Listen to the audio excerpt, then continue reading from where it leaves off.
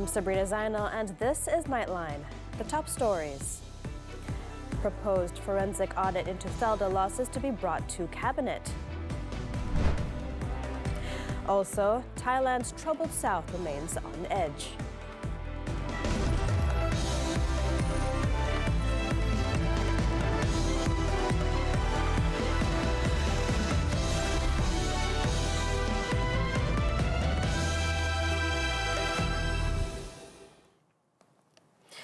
Now, we begin with this story. The proposal for a forensic audit into alleged wrongdoing involving the management of Felda will be brought to the Cabinet for discussion. Prime Minister Datuk Seri Anwar Ibrahim confirmed this amid claims of billions of ringgit in losses suffered by the agency.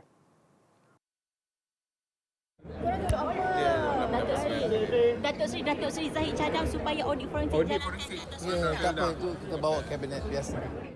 Anwar was asked to comment on earlier calls by Deputy Prime Minister Datuk Seri Ahmad Zahid Hamidi. The audit would seek to determine whether there were any abuses of power, breaches of trust, or governance failures in the agency's management. Last week, Anwar said he was still awaiting the full report from the Special Task Force investigating Felda's management. The findings are expected to be presented soon before being made public, as was the case with the Royal Commission of Inquiry into the management of the Lembaga Tabung Haji. Commenting on the upcoming Melaka state election, Anwar said he had entrusted PH Election Director Datuk Seri Amiruddin Shari with handling the potential cooperation between PH and BN. Anwar, who is also the PH chairman, said the matter was discussed during a meeting with Amiruddin in Putrajaya on Saturday. Kami kata Datuk Seri ada jumpa Datuk Seri Amir untuk bincang mengenai kursi. Ya, untuk Amir, kita dah bagi amanah kepada Amir work. On Thursday, Anwar said the coalition's election committee would discuss potential cooperation with BN for the Melaka polls. He had said that the committee was led by Amiruddin and PH Secretary General Datuk Seri Saifuddin Nasution Ismail. During the 15th Melaka state election in 2021, BN won 21 of the 28 seats, while PH secured 5 and Perikatan Nasional 2.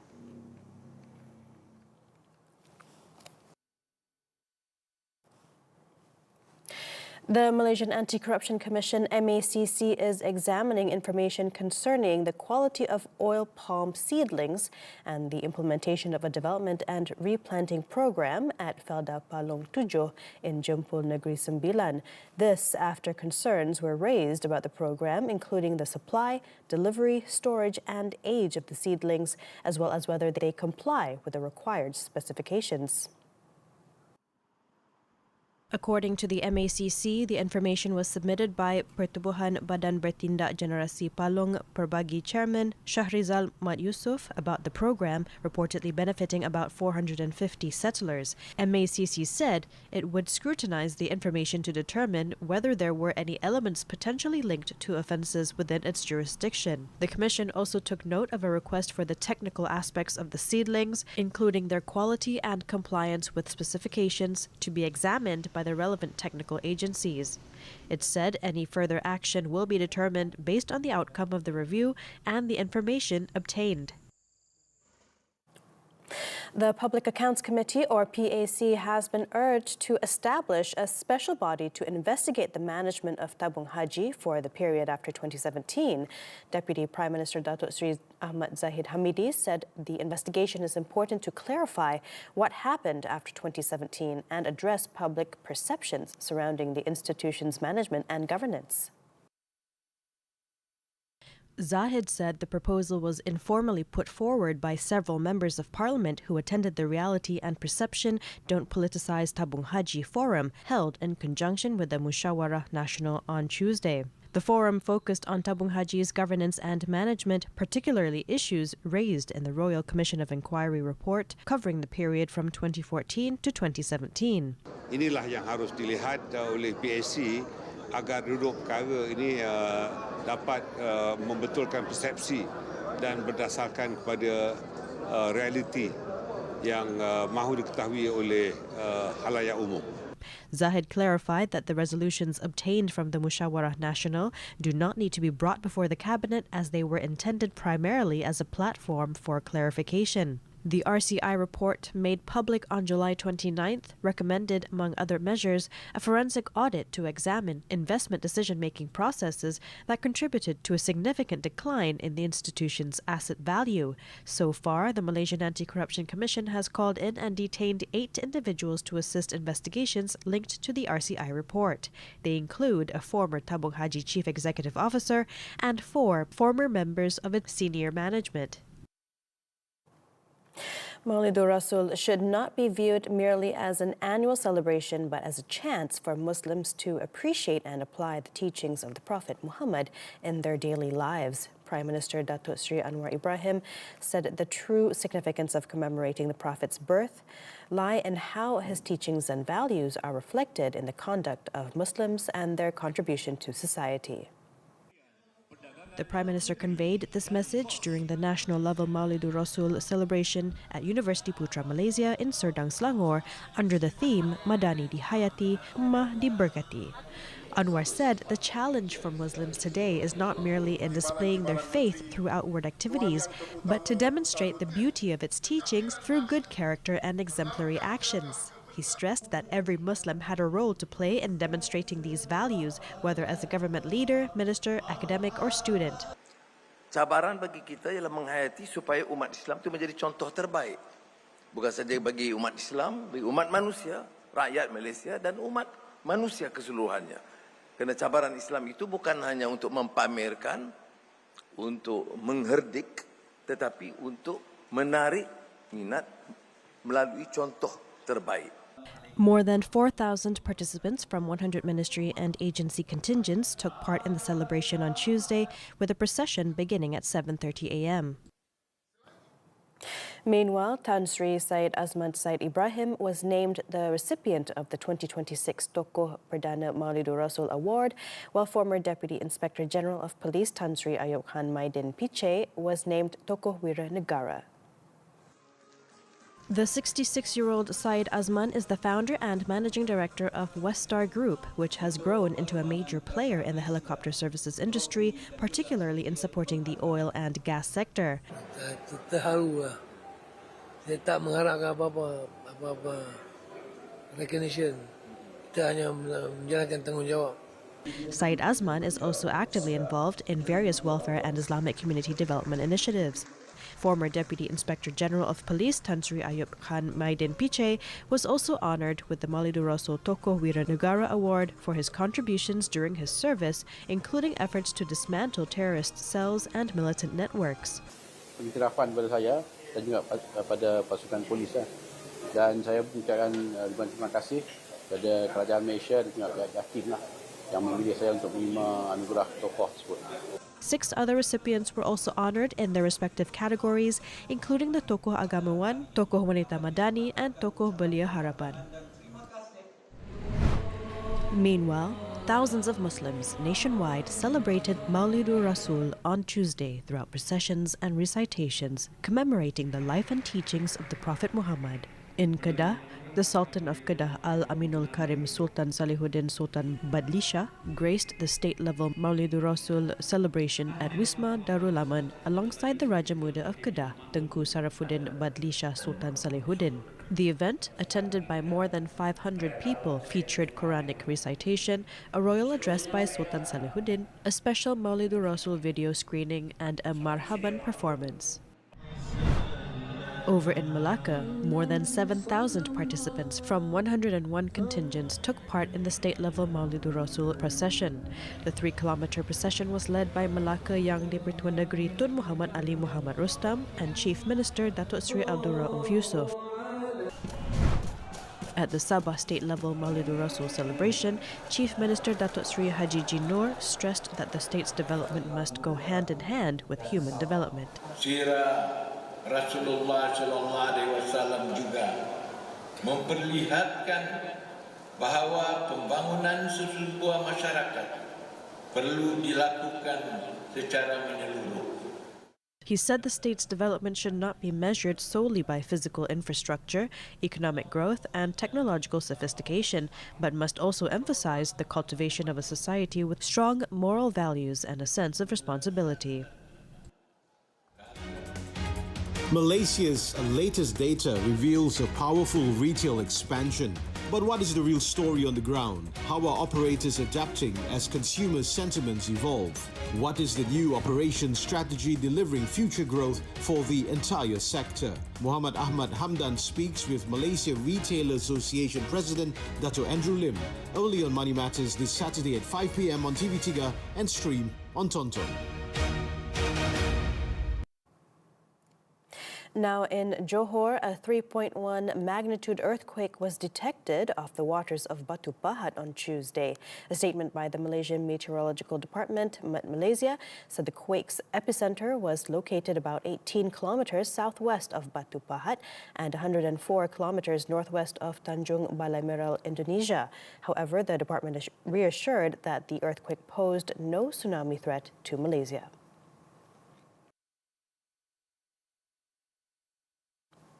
Now, some updates on the Haze situation. The Pulau Pinang State Education Department, JPNPP, has ordered all schools in areas recording unhealthy air quality readings to suspend all outdoor activities involving students.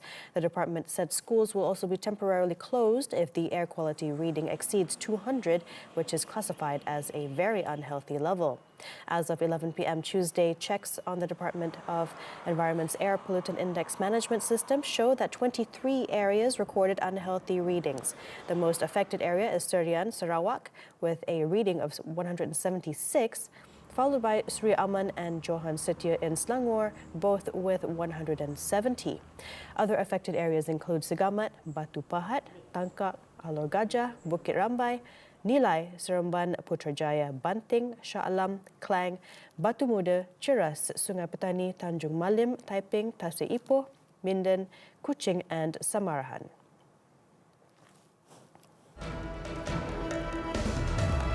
Drug-positive driver arrested after nearly 4-kilometer police chase. This and more from the local front after this breather.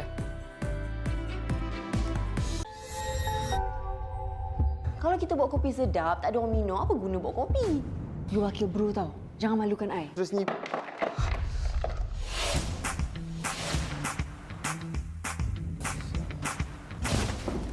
Akak pecat saya ke? Nak apron. Dia curi tu orang kampung sebelah. Orang kampung sebelah ni sama aja. Betul ni? Wodo minta shi manis.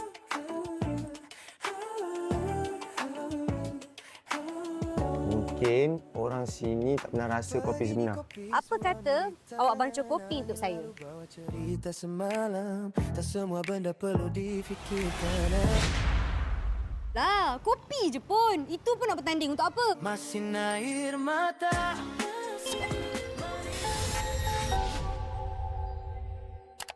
Apa itu Charlotte?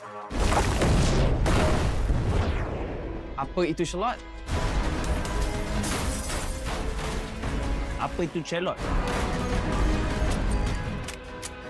Hai, Assalamualaikum. Saya Nadine Nasa, mainkan watak Syakor. Hai, saya Dibenji.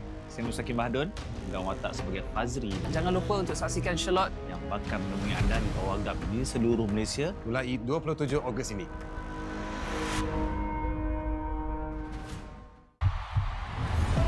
Debaran makin terasa setelah penilaian penuh dibuat.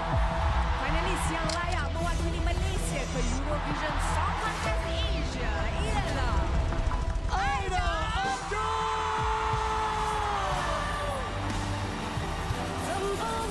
Semoga Aida Abdul memberikan yang terbaik untuk mengharumkan nama Malaysia.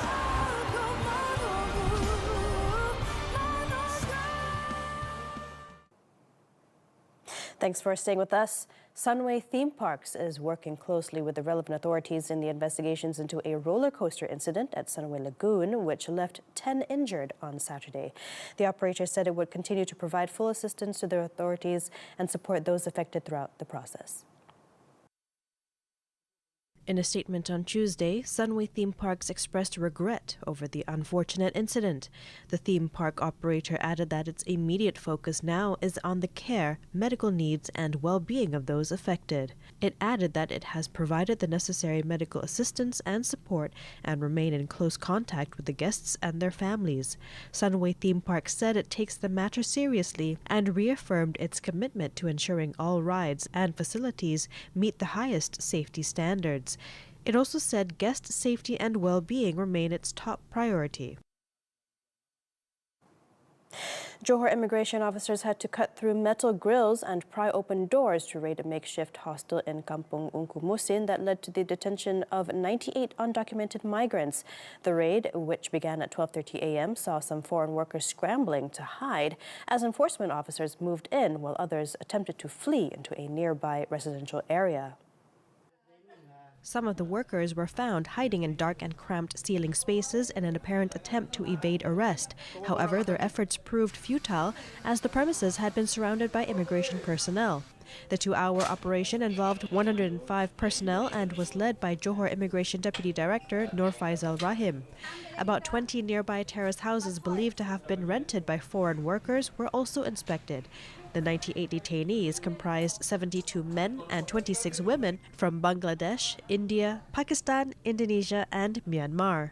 The workers were believed to be employed by various businesses in the surrounding areas. Initial checks found that the detainees were suspected of committing offences under the Immigration Act, including entering Malaysia without valid documents, overstaying, and misusing valid passes or permits. All detainees were taken to the Setia Tropika Immigration Detention Depot. A man's attempt to evade a police patrol in Meru Klang ended in a nearly 4-kilometer chase before he was eventually apprehended by the authorities. The driver, in his 30s, was arrested at around 6:10 p.m. on Monday after police pursued his vehicle along Persiaran Hamzah Alang.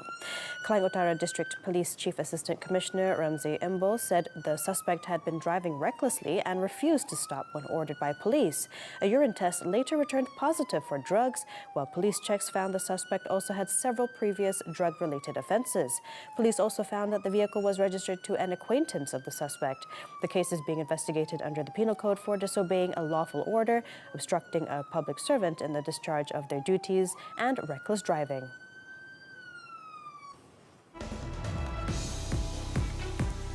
Floods intensify in China as tens of thousands evacuate. The details when Nightline returns. Tengok MPL Malaysia dekat tonton dapat skin idaman? Stream MPL Malaysia musim ke-18 live ditonton mulai 14 Ogos sehingga 1 November ni boleh menang sampai 40,000 diamonds. Siapa nak bagi? Senang je. Stream perlawanan MPL Malaysia di live TV tonton untuk mengumpul mata. Lagi lama korang tonton, lagi tinggi peluang untuk menang. Imbas kod QR untuk maklumat lanjut dan mula kumpul mata korang ditonton sekarang.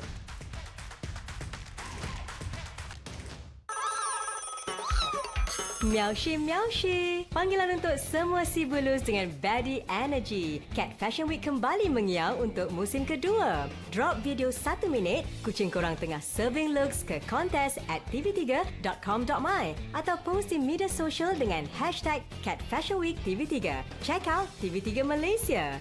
Kini masanya jadi super meow dolls macam Avian and the gang. Korang pernah dengar pasal percutian healing tak? Saya nak bagi tahu korang satu tempat yang sangat cantik. Nama tempat tu Bayura Village. Inilah dia, Ustazah Ayuni. Kamu semua adalah insan yang terpilih. Entahlah, aku tak rasa ke benda tu macam khurafat. Aku rasakan semua benda ni jadi sebabkan resort ni. Kau rasa Puteri Kembang Malam ke? Puja Puteri Kembang Malam? Guna cermin. Aku rasa ada benda yang menghantui resort ni tapi entah apa. Aku mimpi ke apa? Tapi memang aku rasa benda tu betul-betul dia macam sangat dunia. Aku diseru diikat dengan darah menuntut jiwa-jiwa suci untuk dijadikan tumbal. Kau tak boleh lari. Muat turun dan layan tonton sekarang. Semua favourite anda di sini. We're back with news from the foreign front. Less than 48 hours after 51 locations were hit in a series of attacks in Thailand, another similar incident occurred on Monday evening when a convenience store was bombed and set ablaze in the deep south, with 2 suspects arrested following a brief gunfight in the southern border region. According to the International Security Operations Command, the incident took place at a store in Mayo District, Patani Province at around 8 p.m. local time. Police rushed to the scene where they exchanged gunfire with the attackers. The store was set on fire while an armored security vehicle was also damaged. Security officials later arrested 2 suspects at a checkpoint. Authorities said 75 violent incidents were reported over the weekend across Narathiwat, Patani, Songkhla and Yala provinces.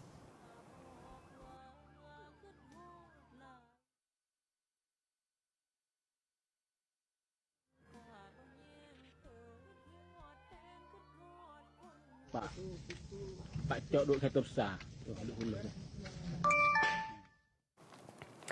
Canada on Tuesday announced retaliatory tariffs on $19.94 billion worth of American goods, matching dollar for dollar the new duties imposed by Washington. Now, the counter tariffs take effect on U.S. goods from September 8th and will impose duties of 15%, 25% and 50% across 700 products imported from south of the border. In terms of financial support for affected workers and industries, Canada has announced a $5.42 billion package of new and enhanced measures, including support for small and medium-sized businesses. From Saturday, President Donald Trump's new 50% tariffs across $20 billion of Canadian imports took effect after talks between the 2 countries to avert the tariffs collapsed.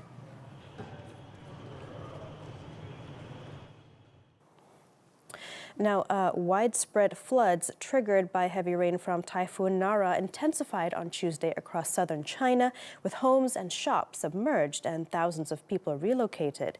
Authorities in Chongzuo, China's Guangxi region, evacuated more than 15,000 people after water levels surpassed a record set in 2008, bringing the total number of people relocated across Guangxi to 54,000.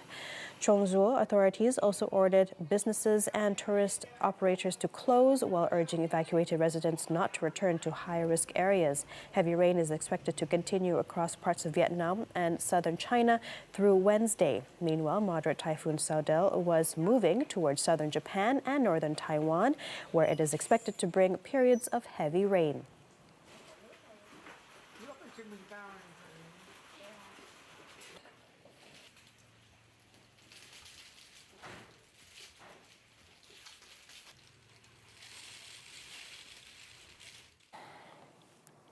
Moving on, Saudi Arabia and France on Monday reaffirmed support for Palestinian statehood and called for Israel to withdraw from all Lebanese territory.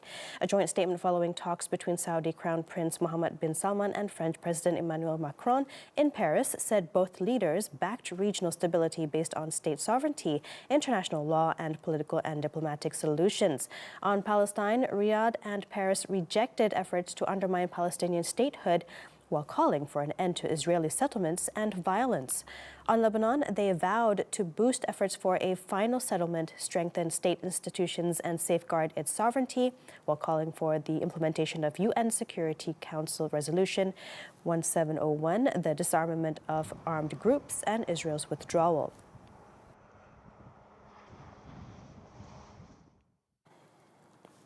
Now to the latest on the West Asia war. Pakistan said significant progress was made during high-level talks in Tehran aimed at ending the war. The talks took place on Monday during a day-long diplomatic mission to Tehran by Pakistan's Army Chief Field Marshal Said Asim Munir and Interior Minister Mohsin Naqvi. Now, the Pakistani military on Tuesday said the trip is part of diplomatic efforts to break the deadlock in the ongoing conflict and seek lasting peace and regional stability. While in Tehran, Munir met with several Iranian leaders, including President Masoud Pezeshkian, Foreign Minister Abbas Araghchi, and Supreme National Security Council Secretary Mohsin Razai. Following the meetings, Naqvi said both sides discussed steps to restore the Islamabad MOU, an interim framework mediated by Pakistan to end the war.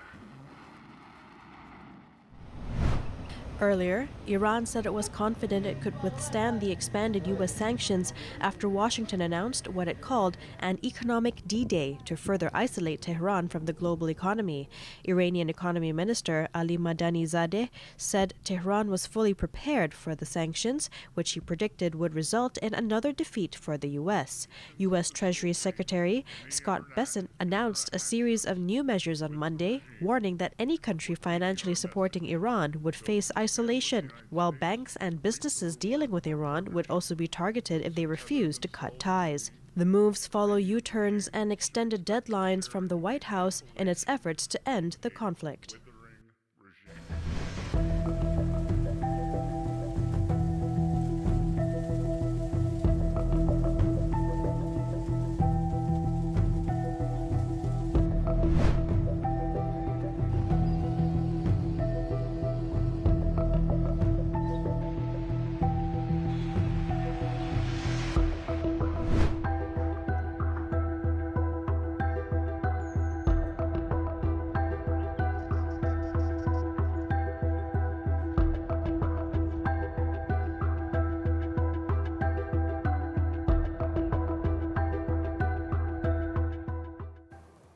On to sports now. Men's doubles shuttler Wooi admits he was shocked by his exclusion from Malaysia's Asian Games squad, but has accepted the decision despite missing out on a chance to fight for gold.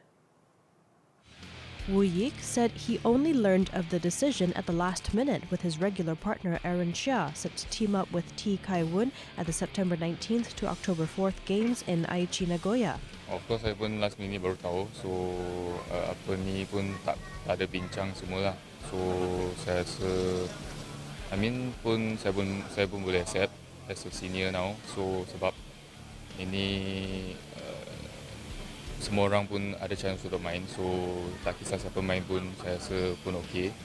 So just apa yang sekarang bagi saya setakat ini, saya akan tetap fight lah. National coach Harry Iman Priangadi confirmed Wooi cannot be reinstated as the final entry deadline passed on July 1st. The omission comes as a surprise after Aaron Wooi, the 2022 world champions, claimed silver at this month's World Championships despite being briefly split. They were also Malaysia's only shuttlers to win a medal at the 2023 Hangzhou Asian Games, taking bronze. Football now. Negeri Sembilan FC have been awarded a 3-0 win and 3 points after KL City FC were found to have failed to register enough players for their Super League fixture last Saturday. The Malaysian Football League MFL also fined KL City 50,000 ringgit and ordered the club to pay compensation and related costs. During a special MFL Board of Directors meeting on Monday, MFL found KL City had registered just 12 players, 11 outfield players and 1 goalkeeper, falling short of the required minimum of 15 players, including at least 2 goalkeepers. The club had also failed to comply with the technical organization regulations, which require clubs to submit a team selection list of 20 players, comprising the starting 11 and substitutes, as well as the required match officials on the bench. On Saturday, the match was called off after KL City reported that 13 players and 2 officials had been hit by an influenza outbreak. However, MFL said the club had failed to resolve its registration issues in time, leaving Negeri Sembilan to take 3 points without kicking a ball. Turning to bowling, Malaysian bowling offered another glimpse of its promising future when an unfancied young squad struck gold at the Asian Junior Championships in Jakarta on Tuesday. With many of the country's top juniors unavailable due to a clash with Sukma in Selangor and the upcoming MSSF Championships, Malaysia sent a largely inexperienced lineup to the under-18 meet. But 15-year-old Nur Shahira Amani Abdullah and 18-year-old Helena Jamal seized their chance, winning the girls' doubles with 2,304 pinfalls over 6 games. The pair finished 37 pins ahead of Hong Kong's Tavia Wong Tze Ching La Wai Ching, while Singapore took bronze. The victory was all the more encouraging, Malaysian 10-pin Bowling Congress MTBC Secretary General Maradona Chok having identified Singapore and Taiwan as the stronger teams before the championships.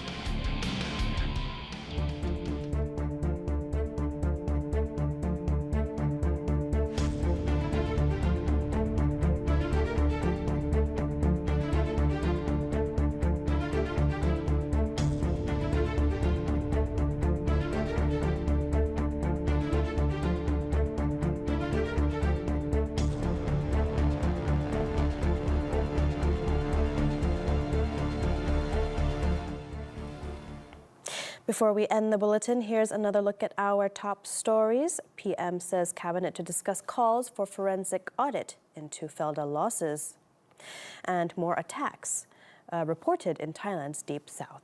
As we come to the end of tonight's edition of Nightline, we leave you with visuals of thousands of Muslims across the country marking Maulidur Rasul through processions and recitations. With that, I'm Sabrina Zainal. Thank you for watching and take care.